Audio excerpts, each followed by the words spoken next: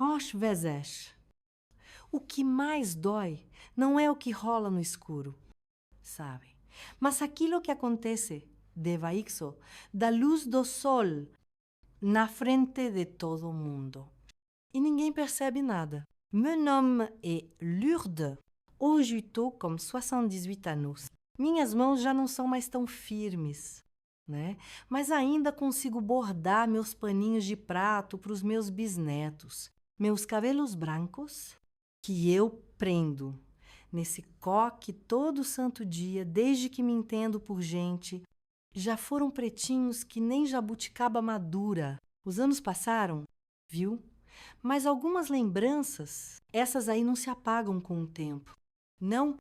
Antes de continuar, me conta aí de onde você está assistindo esse relato da minha vida. Aproveita e já se inscreve no canal. E curte o vídeo. Cara, isso me ajuda demais.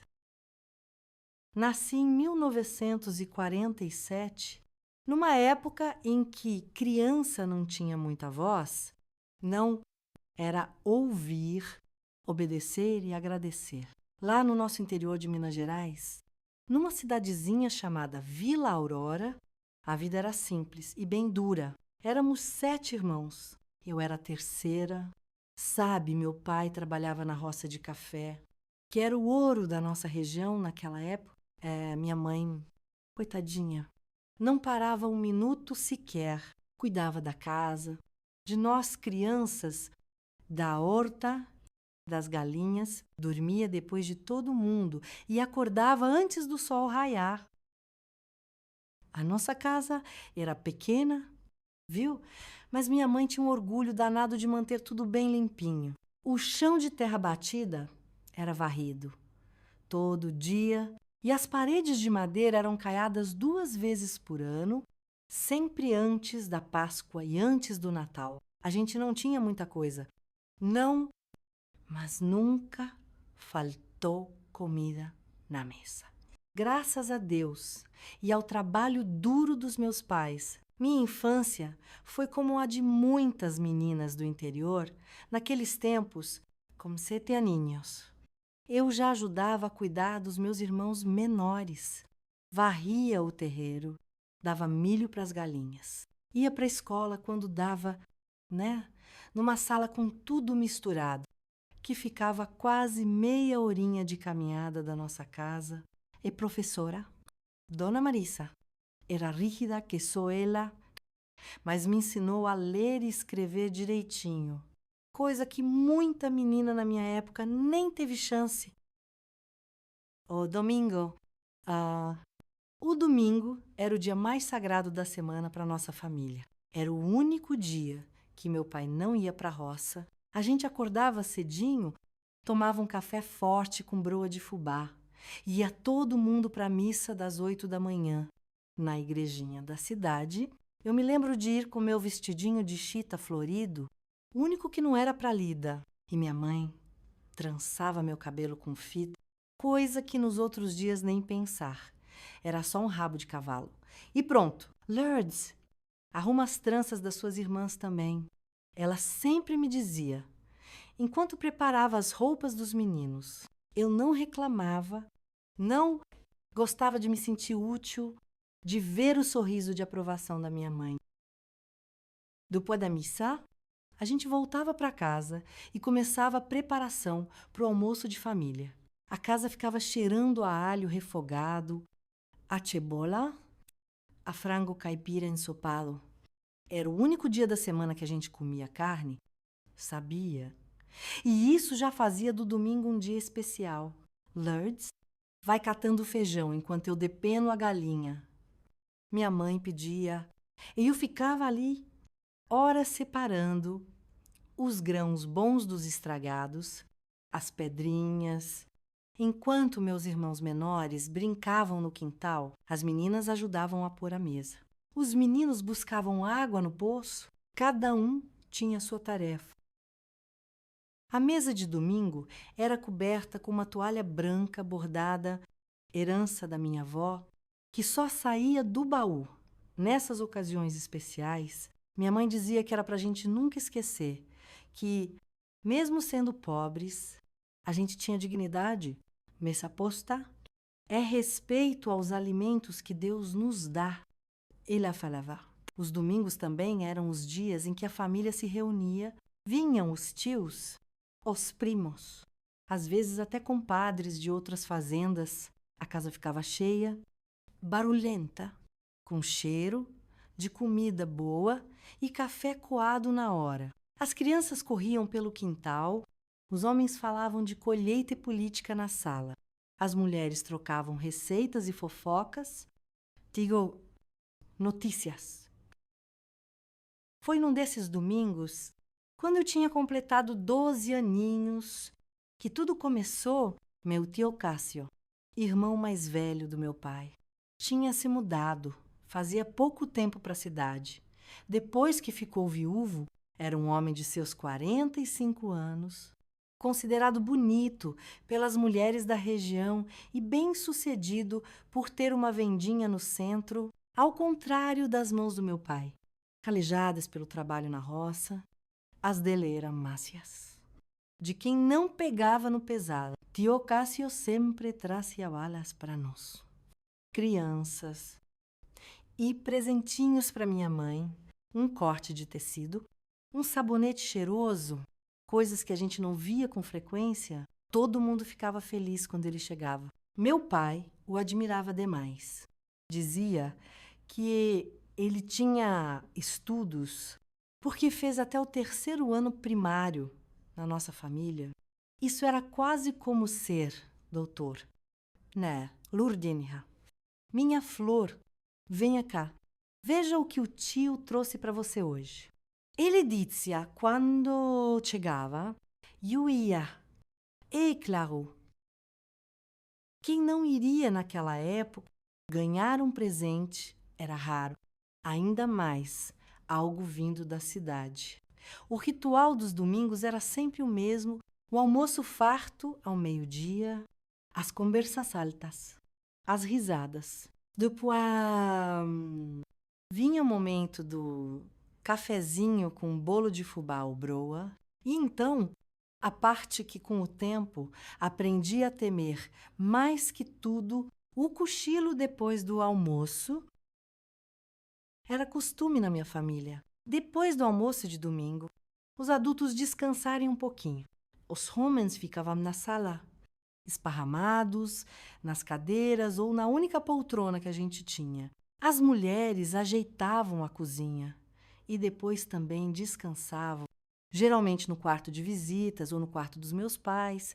Nós, crianças, éramos mandadas para o quintal para não atrapalhar o descanso dos adultos. Naquele domingo, depois que fiz 12 anos, meu tio Cássio me chamou quando eu passava pelo corredor. Lourdinha, vem aqui um pouquinho. Quero lhe mostrar um livro que trouxe da cidade. Ele disse com aquele sorriso que todos achavam tão agradável. Eu entrei no quarto onde ele estava, sem desconfiar de nada. Afinal, ele era meu tio, irmão do meu pai, um homem respeitado. O que poderia acontecer, né? Entrei naquele quarto sem imaginar que minha vida mudaria para sempre. O livro existia mesmo. Tinha figuras coloridas de lugares distantes, como Rio de Janeiro e São Paulo, aquelas cidades grandes que a gente só via na televisão. Fiquei encantada com aquelas imagens. Nunca tinha visto nada parecido. Senta aqui do lado do tio para ver melhor. Ele disse, dando tapinhas no colchão. Obedeci.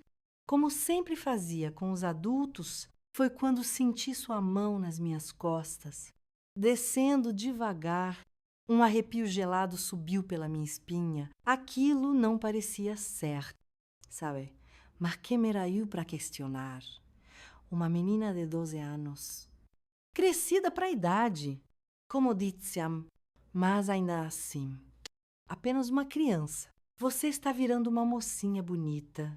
Lourdinha, ele murmurou perto do meu ouvido, com um cheiro de pinga misturado com um café que me dava uma ânsia. O que aconteceu depois? Nossa, ainda é difícil falar, mesmo depois de tantos anos. Suas mãos, a sua boca. seu peso e o silêncio que ele exigiu depois. Isso é nosso segredinho. Ele disse, arrumando a roupa: se você contar para alguém, vai destruir a família. Seu pai vai perder o emprego na cooperativa de café que arrumei para ele. Sua mãe vai adoecer de desgosto e ninguém vai acreditar em você, porque sou um homem respeitado na cidade. Eu você. Só uma menina. Saí daquele quarto diferente de como entrei. Algo dentro de mim tinha se quebrado. Não conseguia mais olhar para a toalha branca da mesa sem ver manchas que ninguém mais enxergava. Não conseguia mais sentir o gosto doce do bolo de fubá sem que meu estômago revirasse. Naquela noite, chorei escondida debaixo do cobertor que dividia com minhas irmãs. Mordi o travesseiro para que ninguém escutasse meus soluços. Rezei para Nossa Senhora, pedindo que aquilo nunca mais acontecesse, mas minhas preces não foram atendidas. No domingo seguinte, tio Cássio apareceu novamente. E no outro, era como se todos os domingos da minha vida tivessem se transformado num pesadelo. O ritual se repetia. A missa, o almoço, as conversas, o momento do descanso e o horror que vinha depois. Comecei a criar estratégias para evitar ficar sozinha. Aprender a sobreviver era a minha única opção. Na semana, eu vivia com medo da chegada do domingo. Na escola, não conseguia me concentrar. A professora chegou a chamar minha mãe, preocupada com meu rendimento, que antes era tão bom. O que está acontecendo? Lourdes, minha mãe perguntou, preocupada. Abri a boca, mas as palavras não saíam. O medo me paralisava. Estou cansada. Mãe, foi só o que consegui dizer. Passei a inventar tarefas para mim mesma aos domingos. Me oferecia para lavar toda a louça depois do almoço, mesmo sendo muita para minhas mãos pequenas. Deixa que eu faço. Mãe, a senhora já trabalhou demais. Eu disse, sabendo que nenhum adulto interromperia esse momento de descanso para vir me buscar. Outras vezes, fingia dores de barriga ou cabeça. Acho que comi demais. Explicava. E corria para o quintal, onde ficava com meus irmãos menores e inventava brincadeiras barulhentas, sabendo que meu tio não tentaria nada com tantas testemunhas por perto. Quando essas estratégias falhavam, eu simplesmente desaparecia. Ia para o paiol, me escondia entre os sacos de milho ou subia numa goiabeira no fundo do quintal e ficava lá, quietinha, até ter certeza que o momento de perigo tinha passado. Às vezes, levava bronca por ter sumido, mas preferia 1000 vezes o castigo à alternativa. Os meses foram passando e como eles... domingos que pareciam se arrastar como anos, e eu fui mudando. Minha mãe dizia que eu estava meio encabulada, que não era mais aquela menina falante, sorridente. Meu pai achava que era coisa da idade, que toda mocinha fica mais quieta quando cresce. Ninguém percebia que aqueles silêncios carregavam gritos. No início de 1961, algo mudou na nossa rotina. Minha prima Solange, filha da minha tia por parte de mãe, veio morar com a gente. Ela tinha 10 aninhos e tinha perdido a mãe para tuberculose. Meus pais, de coração grande, como eram, a acolheram como filha.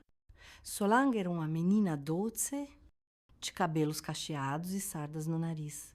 Logo nos aproximamos, ela dormia na mesma cama que eu e minhas irmãs e nos tornamos confidentes, contávamos segredos uma para outra nas noites, sob a luz fraca do lampião. Quando todos já dormiam, todos os segredos, menos aquele que me consumia por dentro.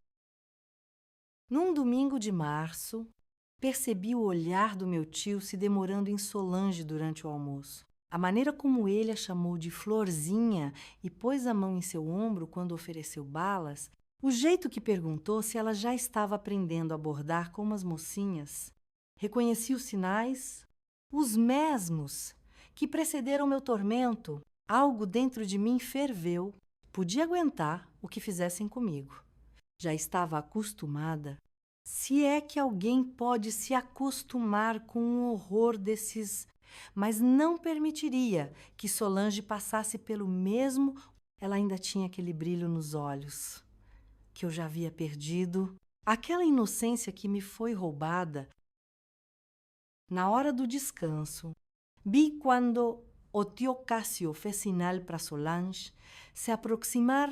Venha ver uma coisa bonita que trouxe da capital, ele disse com aquele sorriso que eu conhecia tão bem. Meu coração disparou, minhas mãos suaram frio. Foi como se o tempo parasse por um instante. Solange, gritei antes que ela chegasse à porta do quarto. Mamãe está chamando para ajudar com a sobremesa. Minha prima se virou excitante. Meu tio franziu a testa. Irritado com a interrupção, sua mãe não chamou ninguém. Lourdes, deixe de inventar histórias. Ele disse em tom severo, mas eu já estava puxando Solange pela mão. Chamou sim e disse que é urgente. Arrastei minha prima para a cozinha, onde minha mãe estava coando café. Ela olhou surpresa para nós. Duas. Mamãe, posso ensinar a Solange a fazer aquele doce de abóbora que a senhora me ensinou? Perguntei, quase sem fôlego. Minha mãe sorriu, sem entender minha agitação, mas feliz com meu interesse repentino. Claro, filha, peguem a abóbora que está no quartinho e o açúcar na lata. Passamos o resto da tarde na cozinha, ralhando a abóbora. Mexendo o tacho, meus olhos não desgrudavam da porta. Tenta qualquer movimento. Quando meu tio apareceu para o café, seu olhar cruzou com o meu.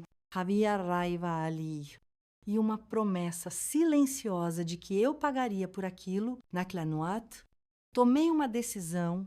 Não podia falar, mas podia agir. Cada domingo seria uma batalha e eu lutaria com todas as minhas forças para proteger a Solange, mesmo que isso significasse me colocar ainda mais em perigo. Criava tarefas que mantinham nós duas juntas e ocupadas: lavar roupa, varrer o quintal, ajudar na cozinha.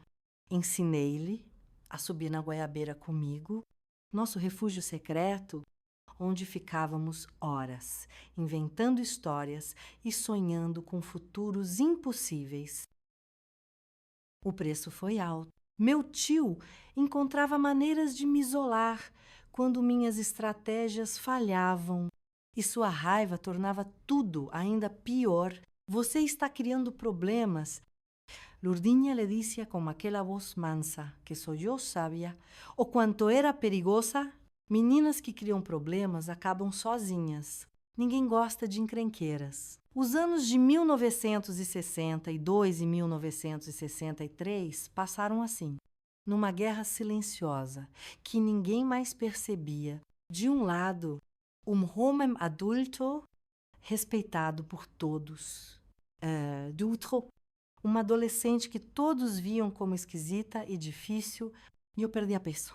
Tinha pesadelos horríveis. Meu desempenho na escola desabou. Aos 15 anos, parecia carregar o peso do mundo nas costas e, de certa forma, carregava mesmo.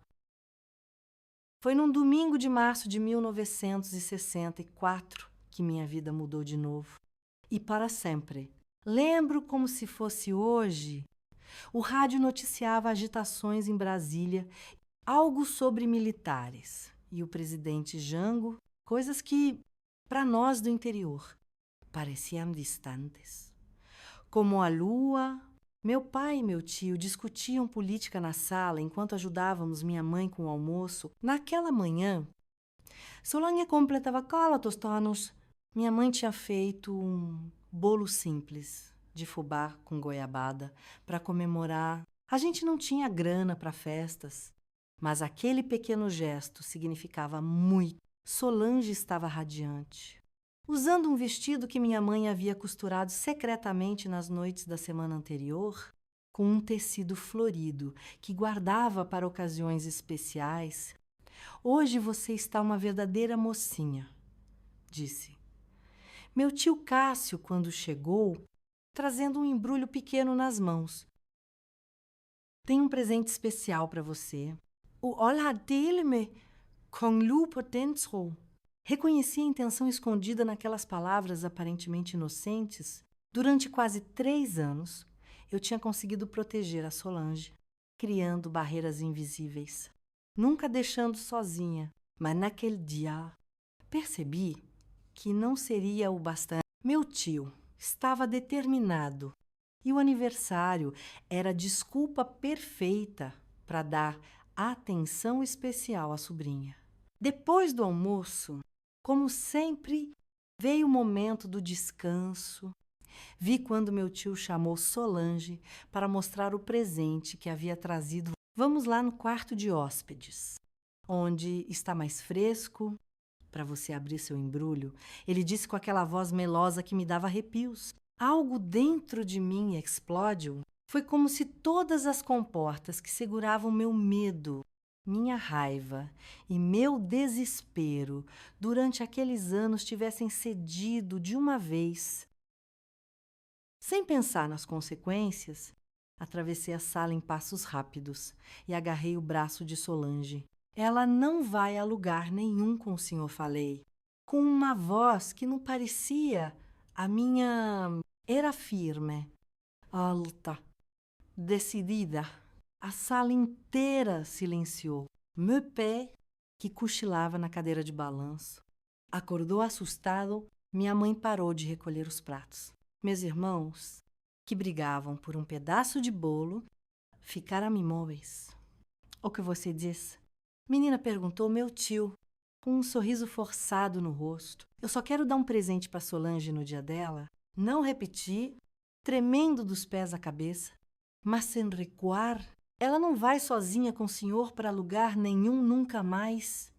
Meu pai se levantou, o rosto vermelho de vergonha pela minha atitude. Lourdes, que modos são esses? Peça desculpas para o seu tio agora mesmo. Foi nesse momento que tudo transbordou. As lágrimas que engoli por anos escorreram pelo meu rosto. Não vou pedir desculpas. Ele? As palavras engasgaram na minha garganta. Como explicar o inexplicável?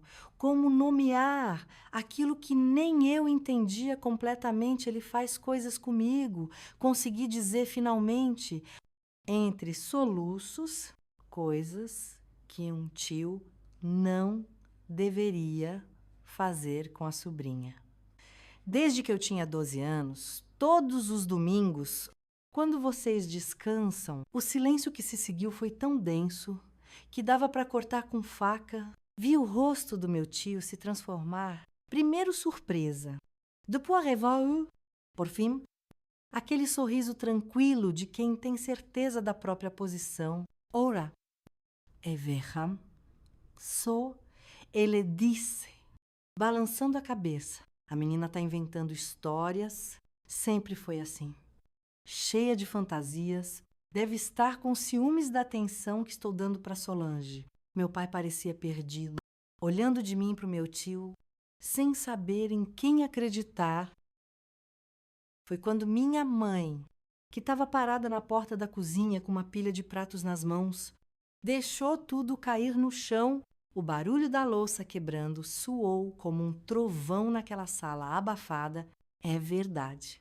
Lourdes, ela perguntou com uma voz que eu nunca tinha ouvido antes. Não era acusatória, nem desconfiada. Era a voz de uma mãe que, de repente, vê o que esteve diante dela o tempo todo.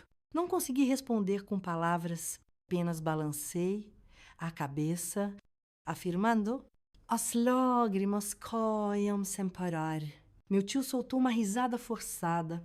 Zília, você não vai acreditar nessa bobagem. Vai, Berhamso. A menina está perturbada. Sempre foi assim. Precisamos entender que adolescentes inventam coisas. Foi a única vez que vi minha mãe interromper um homem. Cale a boca. Cássio, ela disse, caminhando em minha direção, suas mãos, sempre ásperas do trabalho, tocaram meu rosto com uma delicadeza que quebrou algo dentro de mim. Há quanto tempo? Filha, desde que fiz 12 anos, todo domingo, quando vocês descansam, repete, incapaz de elaborar mais, vi o horror se espalhar pelo rosto dela, seguido por uma compreensão dolorosa, todas as mudanças no meu comportamento, meu medo dos domingos, minhas dores de barriga inventadas, minhas estratégias, para nunca ficar sozinha. De repente, tudo fazia sentido para ela. Meu pai parecia ter envelhecido 10 anos em 10 minutos. Seu rosto estava pálido, os olhos arregalados de incredulidade. Cássio, isso é verdade? Ele perguntou ao irmão. Com votre mulher? Claro que não. Osvaldo, como pode acreditar numa história dessas? Sou seu irmão, cuido de vocês. Arrumei emprego para você na cooperativa.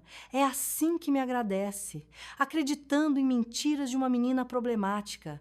Meu pai vacilou. Pude ver a dúvida em seus olhos. Meu tio era seu irmão mais velho, seu porto seguro, quem sempre resolvia os problemas da família. Como acreditar que esse mesmo homem fosse capaz de tal monstruosidade foi quando Solange, que estivera calada o tempo todo, deu um passo à frente. Ela me protegeu. Disse baixinho, todos os domingos. A Lourdes inventava tarefas para nós. 2, não me deixava sozinha com o tio Cássio nem por um minuto. Achei que ela não gostava que eu ficasse perto dele. Mas agora eu entendo. Aquelas palavras simples mudaram tudo. Minha mãe se virou para meu tio, seus olhos cheios de uma fúria que eu nunca tinha visto. Saia da minha casa, ela ordenou. Agora, vocês vão se arrepender disso. Meu tio ameaçou, olhando diretamente para mim. Ninguém vai acreditar em você. Lourdinha, sabe por quê? Porque eu sou alguém nesta cidade. E você não é nada, meu pai, que estivera paralisado até então. Avançou de repente. Nunca tinha visto meu pai, um homem sempre tão calmo e contido, agir com violência. Ele agarrou meu tio pela camisa e o empurrou contra a parede. Se você tocar em um fio de cabelo da minha filha novamente, eu te mato, ele disse, com uma voz que não parecia a sua. Saia da minha casa e nunca mais volte. Quando meu tio saiu batendo a porta, uma tempestade desabou, não apenas lá fora, com o trovão que anunciava chuva, mas dentro da nossa sala, meu pai desabou na cadeira, o rosto enterrado nas mãos, soluçando como criança. Minha mãe me abraçou tão forte que mal conseguia respirar, como se pudesse apagar 3 anos de dor com aquele gesto. Por que você não nos contou antes? Filha, ela perguntou, entre lágrimas. Ele disse que ninguém acreditaria em mim, que papai perderia o emprego na cooperativa, que vocês ficariam com vergonha de mim. Responde, sentindo um peso sair dos meus ombros. Mesmo que a dor permanecesse, nos dias que se seguiram, nossa família mudou para sempre. Os almoços de domingo acabaram. A toalha branca bordada foi guardada no fundo do baú. Como se carregasse a mancha daquele segredo revelado, meu pai pediu demissão da cooperativa, preferindo voltar ao trabalho braçal na roça a continuar sob a influência do irmão. A cidade, pequena como era, logo fervilhava de comentários. Eles romperam como Cássio, aquele homem tão bom. Dizíamos, deve ter sido briga por dinheiro. Especulavam outros, ninguém sabia a verdade. E meus pais decidiram que assim seria melhor. Algumas vergonhas não são nossas para carregar. Minha mãe disse, com uma sabedoria que só entendi muitos anos depois, para minha surpresa, minhas noites se tornaram mais tranquilas. Os pesadelos não desapareceram completamente, mas diminuíram. Na escola, meu desempenho voltou a melhorar. Era como se uma sombra tivesse sido parcialmente removida da minha vida. No entanto, nem tudo foram flores. Meu pai carregava um peso de culpa que o curvava como um fardo físico. Muitas noites o encontrei chorando sozinho na varanda. Me perdoa, filha? Ele dizia, quando eu o abraçava, eu devia ter percebido. Devia ter te protegido. Minha mãe se tornou minha fortaleza. Foi ela quem insistiu para que eu continuasse os estudos, mesmo quando a grana ficou curta. Educação é a única coisa que ninguém pode tirar de você. Ela repetia. Foi ela também quem, contrariando todos os costumes da época, me levou ao médico na cidade vizinha para ter certeza que eu estava fisicamente bem. Esse médico, Dr. Roberto, foi a primeira pessoa fora da família a saber o que aconteceu. Lembro da sua expressão séria, enquanto minha mãe, constrangida, mas determinada, explicava a situação, infelizmente. Dona Zília, sua filha não é a primeira, nem será a última. E ele disse com tristeza, o silêncio é o maior aliado desses criminosos. Foi a primeira vez que ouvi alguém chamar meu tio de criminoso. De alguma forma, aquela palavra me libertou. O que aconteceu comigo não era um segredo de família ou coisa de adulto. Como meu tio insinuava, era um crime e eu não era culpada, bordando um novo caminho, a reconstrução da vida e a formação como professora. Nos meses que se seguiram à revelação, nossa família precisou se reinventar.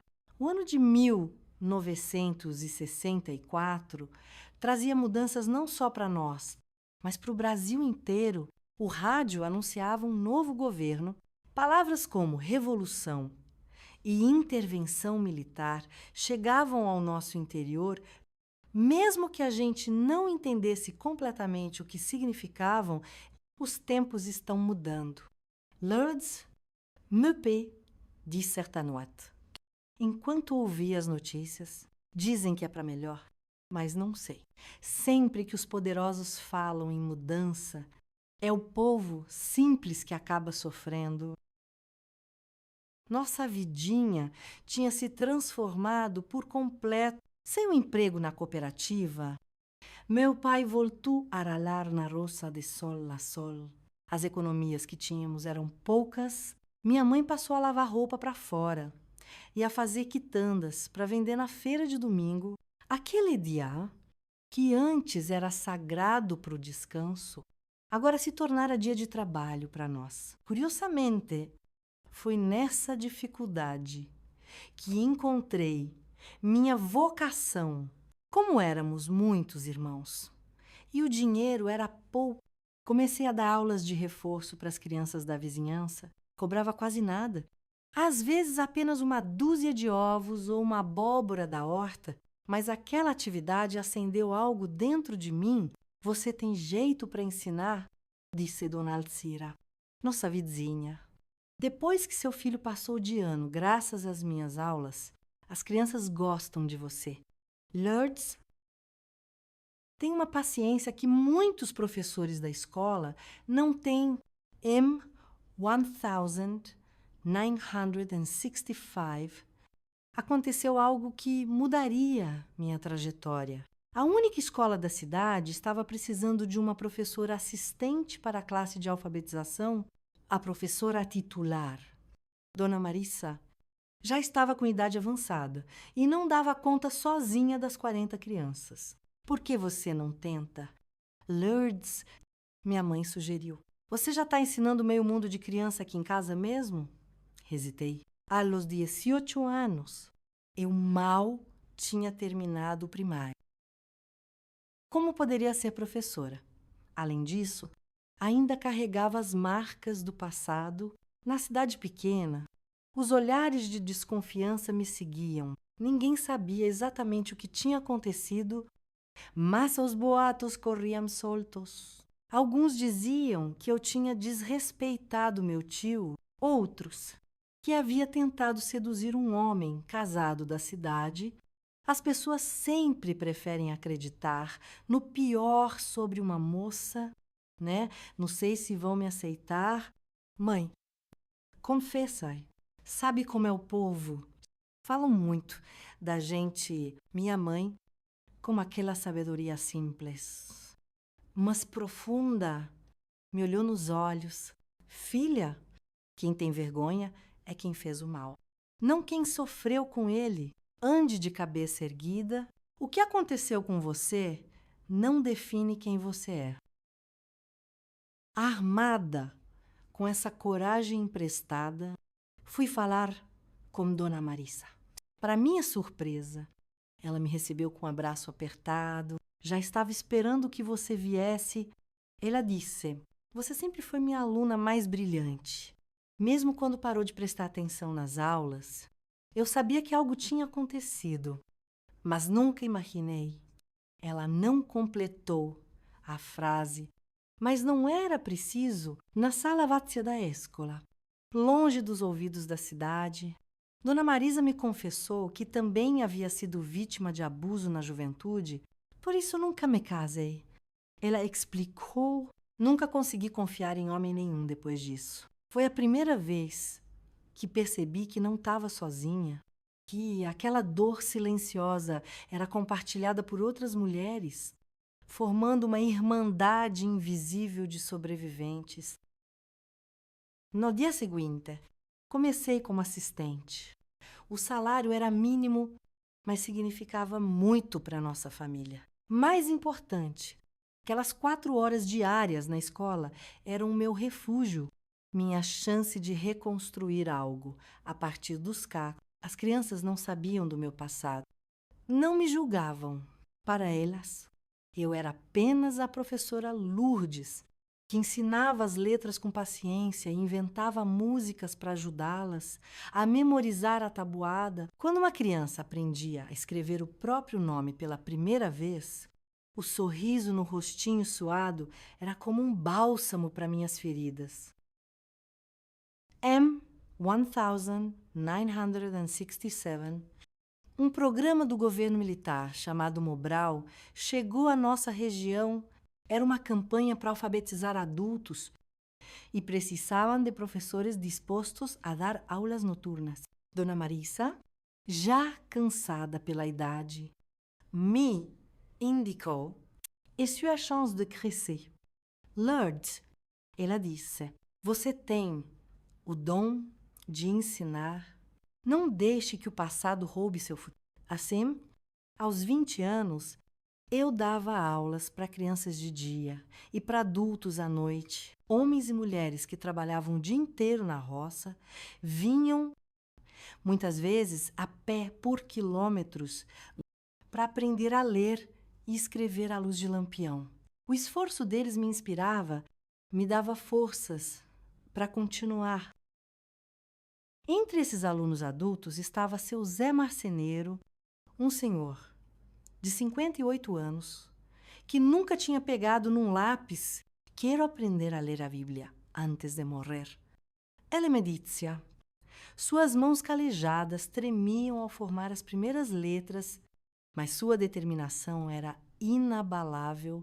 Foi Suzy que Zemzaba me ajudou a dar mais um passo na cura numa noite de junho, durante a festa de São João que organizamos na escola. Ele me chamou de canto. Professora Lourdes, trouxe um presente para a senhora. Dais, estendendo um pacote embrulhado em papel de pão, era uma caixinha de madeira, entalhada à mão com desenhos de pássaros e flores, para guardar suas coisas importantes. Ele explicou, orgulhoso. Naquele momento, Algo se rompeu dentro de mim. Era o primeiro presente que recebia de um homem desde os presentes envenenados do meu tio, mas este era diferente. Era sincero, sem segundas intenções, feito com respeito e gratidão autênticos. Obrigada. Suzy, consigo dizer, engolindo o choro, é a coisa mais bonita que já ganhei. Aquela caixinha se tornou meu talismã. Nela, guardei meu primeiro contra-cheque como professor oficial. Quando o Mobral me contratou formalmente em 1968, guardei também a carta que recebi do secretário estadual de Educação, convidando-me para fazer o curso de formação de professores em Belo Horizonte, com todas as despesas pagas pelo governo. Você vê, Lourdes, meu pai afirmou. Quando mostrei a carta, excitante, ele já não era mais o homem quebrado pela culpa. O Pucô tinha recuperado sua força, embora nunca mais tenha sido o mesmo sua mãe. E eu daremos um jeito por aqui. Essa é sua chance de ter uma vida melhor. Em janeiro de 1969, peguei uma jardineira para BH.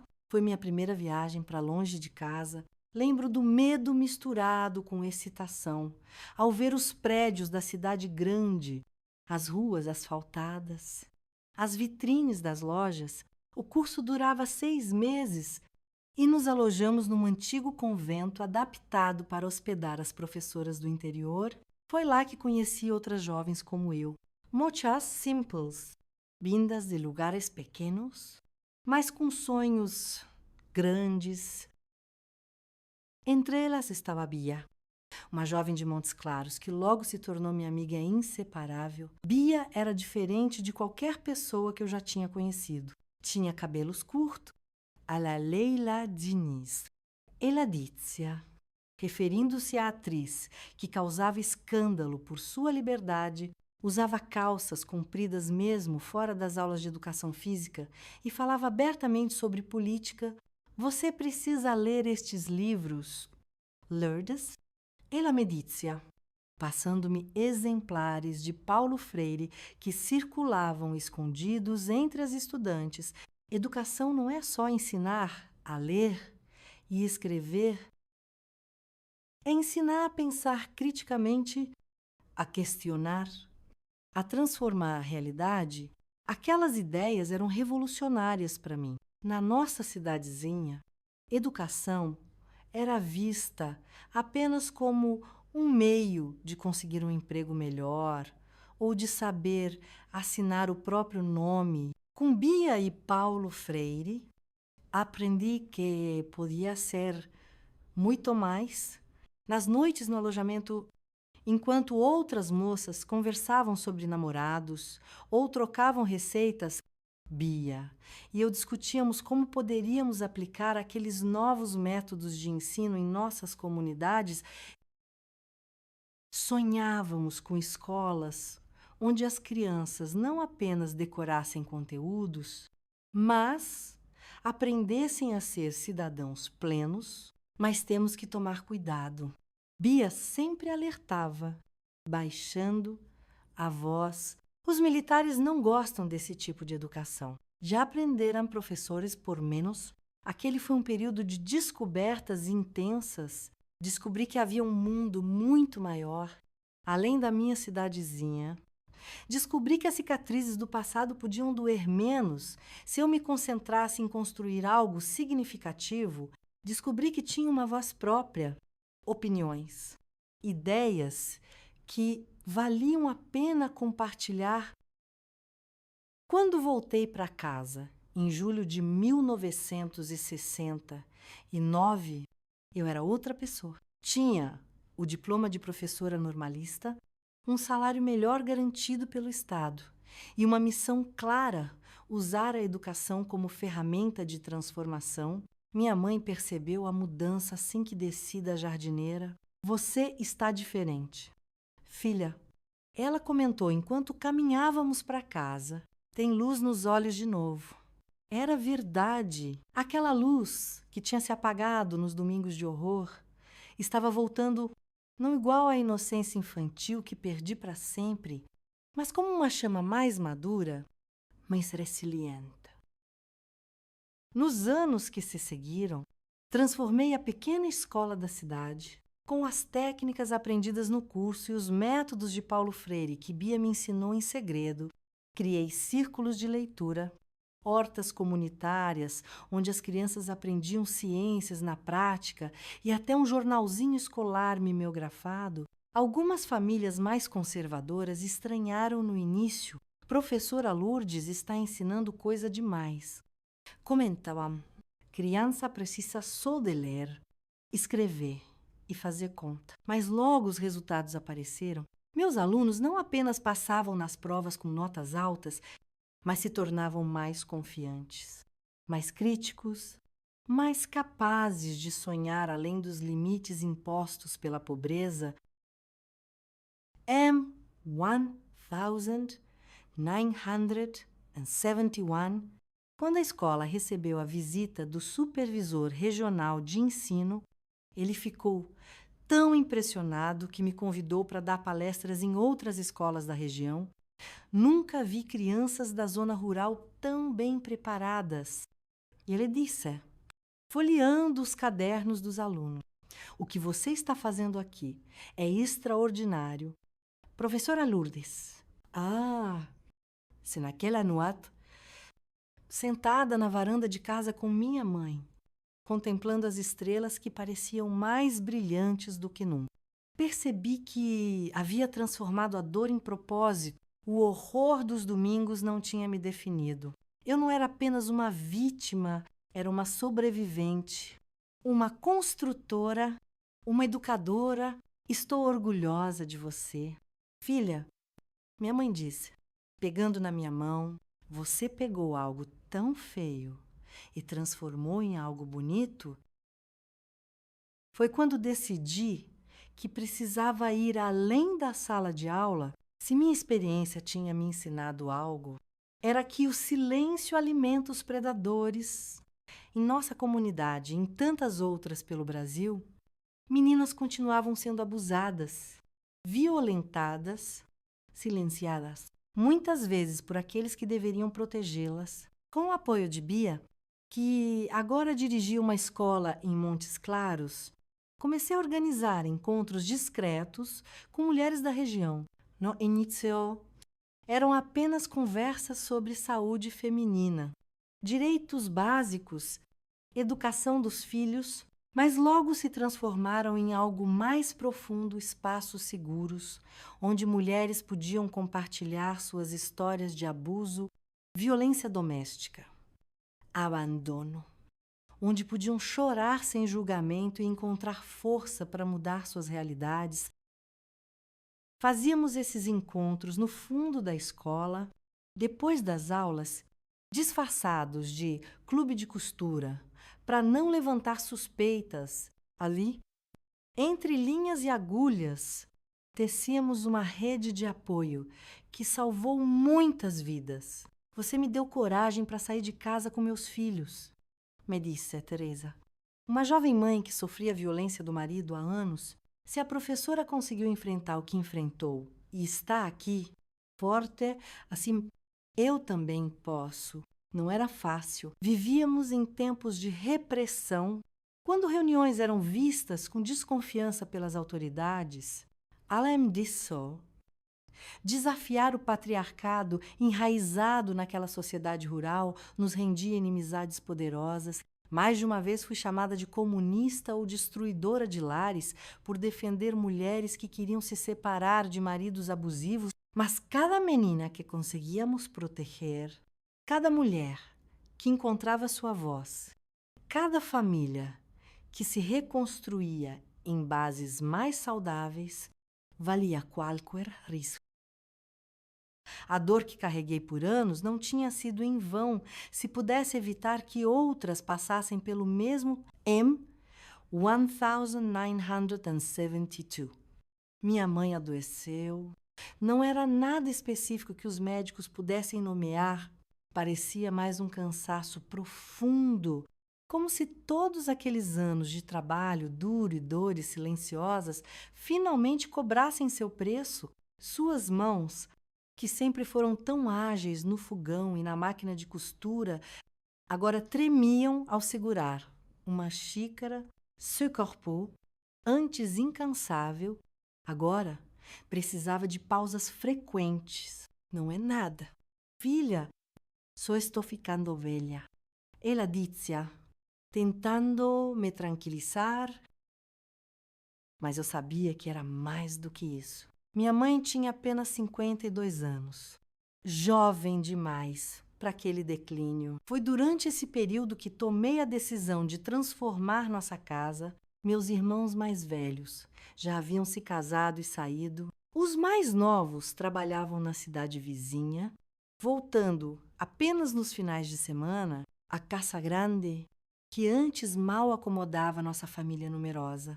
Agora parecia vazia e silenciosa demais. Mãe propôs numa tarde de sábado, enquanto ajudava a enxaguar a roupa no tanque: o que a senhora acha de usarmos os quartos vazios para receber meninas que precisam de um lugar seguro? Ela parou o que fazia e me olhou com aquela expressão que significava que estava considerando algo seriamente. Que tipo de meninas? Lourdes meninas como eu fui, que não têm para onde ir, que estão sofrendo em silêncio.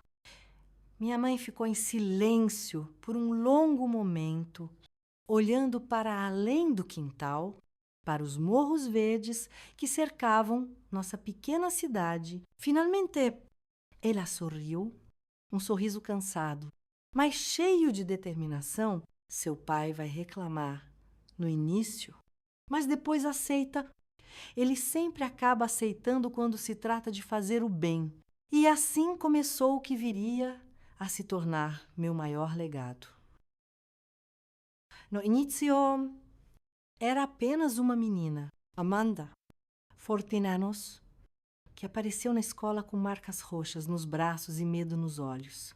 Quando descobri que o padrasto a estava molestando, com a conivência silenciosa da mãe alcoólatra, ofereci nossa casa como refúgio. Amanda foi a primeira, mas não a última. Logo, veio a Jéssica, que aos 15 anos havia sido vendida pelo próprio pai para um fazendeiro de 60, depois Bruna, que fugiu de casa grávida do tio, e em seguida tantas outras que logo precisamos adaptar o celeiro para criar mais quartos. A casa da professora Lourdes se tornou conhecida em toda a região.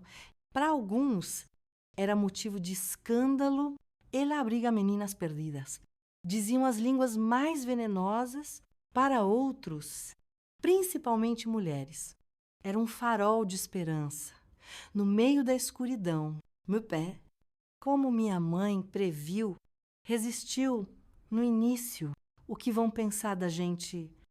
Ele se preocupava, mas quando viu Amanda, tão pequena e frágil, ajudando minha mãe na cozinha com uma dedicação comovente, seu coração amoleceu. Logo, ele estava construindo beliches novos e ensinando as meninas a plantar na horta que expandimos.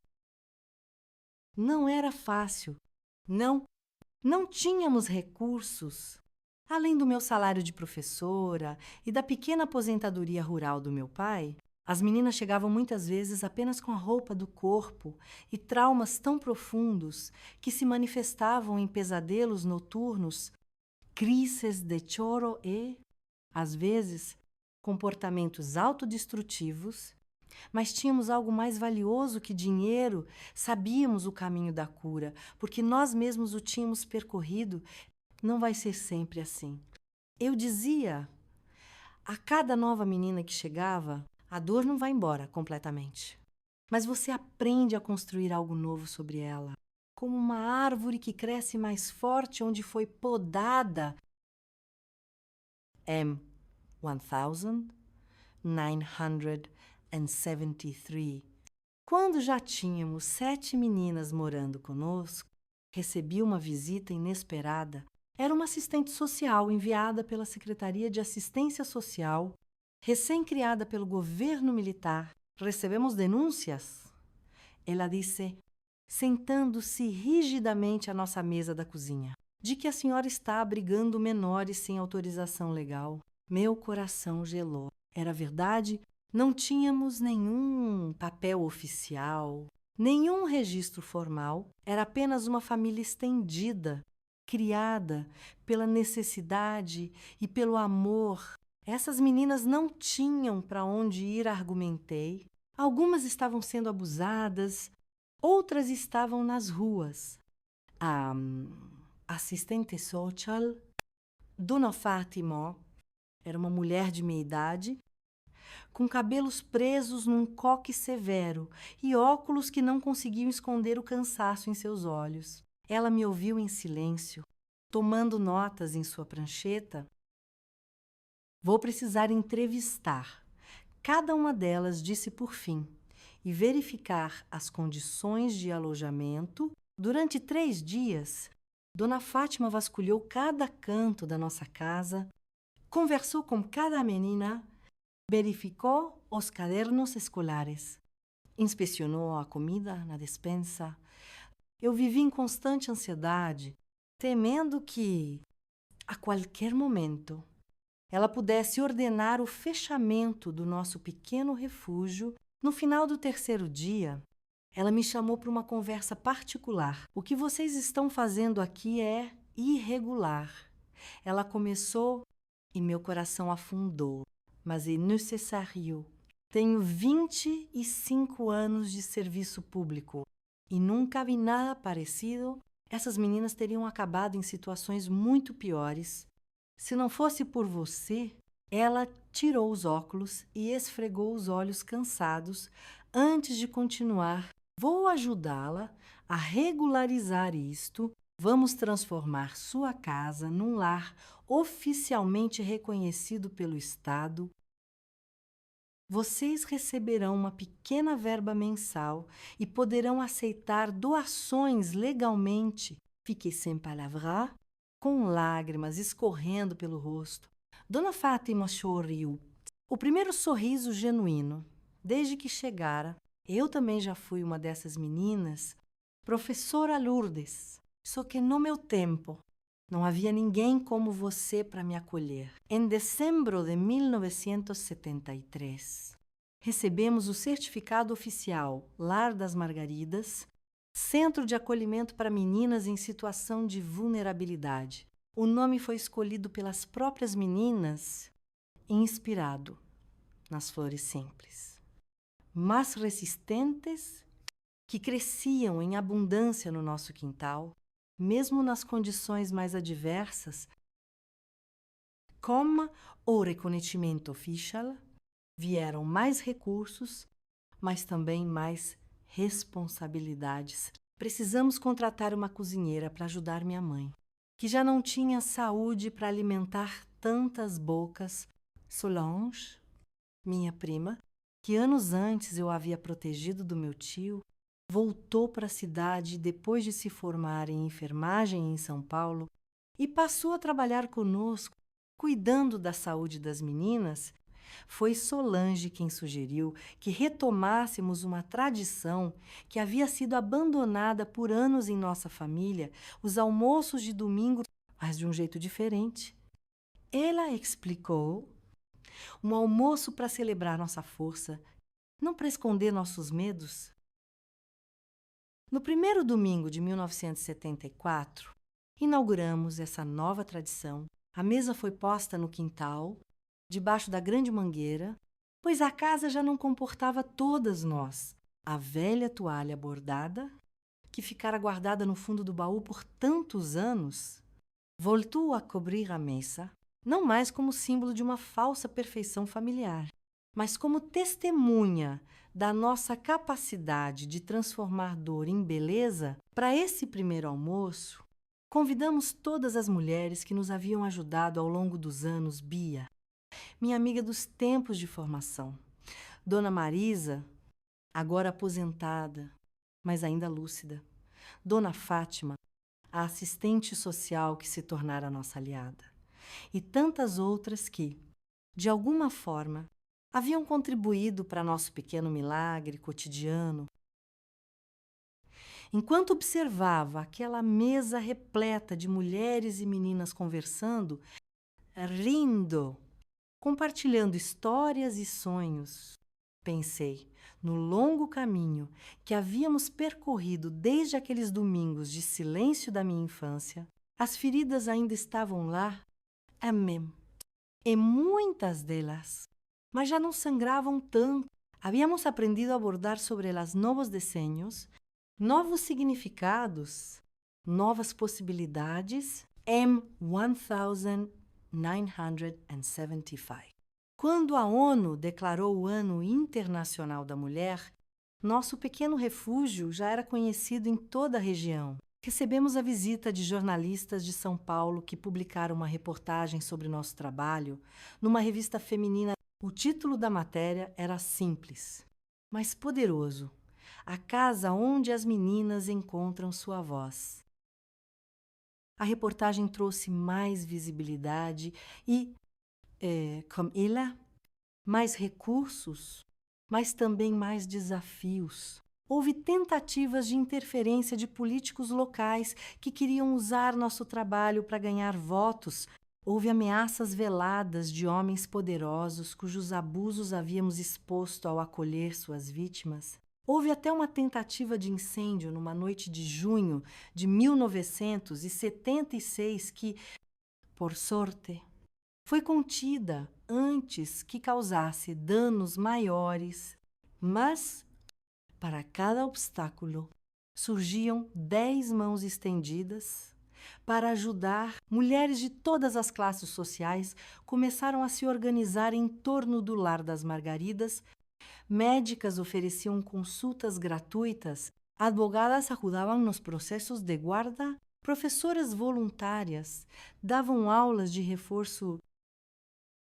M1977, inauguramos uma pequena biblioteca no terreno ao lado, comprada com doações. Batizamos de Biblioteca Célia, em homenagem à minha mãe, que havia falecido no ano anterior. Seu último pedido foi que continuássemos o trabalho até que nenhuma menina precise fugir de sua própria família para estar segura. Prometi a ela que faria exatamente isso.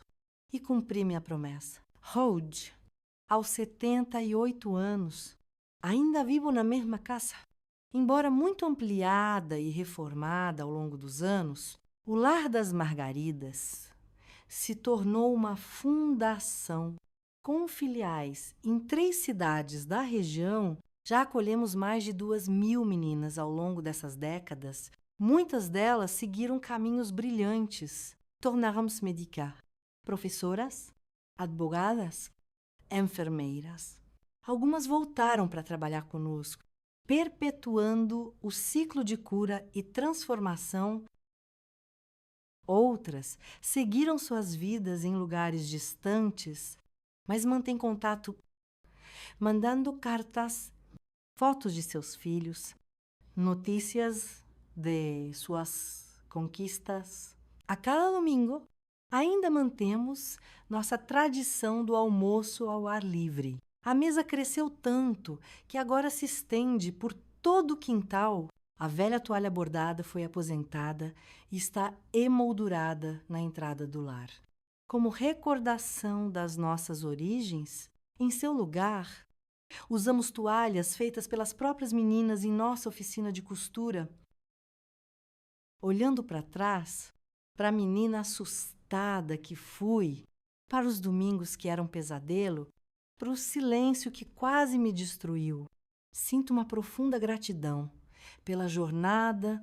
Não escolhi o que aconteceu comigo, mas escolhi o que fazer com isso. Transformei um domingo de horror em milhares de domingos de esperança. É isso que digo às meninas que chegam até nós, ainda quebradas, ainda sangrando por dentro. Sua história não termina no capítulo mais doloroso. Você ainda tem muitas páginas em branco para escrever. E quando vejo seus olhos acendendo com uma nova possibilidade, quando observo suas posturas mudando de encurvadas para eretas, Quando escuto suas vozes, antes sussurros, agora firmes e claras, sei que valeu a pena. Codolágrimo, cada noite sem sono. Cada luta contra o sistema ou contra meus próprios demônios internos, tudo valeu a pena, porque o silêncio foi quebrado. E uma vez quebrado, nunca mais poderá aprisionar completamente, como diz o bordado que uma das nossas meninas fez, e que está pendurado na entrada do lar, onde uma voz se ergue. Em mil vozes encontramos coragem. Esta é minha história, uma história de dor, sim, mas principalmente de resistência, de transformação, de amor que se expande como círculos na água. Uma história que começou numa mesa de domingo e que continuará muito além de mim, em cada menina que encontrar aqui, não apenas refúgio, mas possibilidade, porque, no final das contas, é disso que se trata a vida, de transformar as mesas onde experimentamos, horror em mesas onde servimos esperança. Se você se emocionou com minha história, se inscreve aí no canal, ativa o sininho e curte o vídeo. Meu bem, isso ajuda a gente a trazer vídeos novos todos os dias. Até! Queridas e queridos amigos, um beijo no coração de vocês.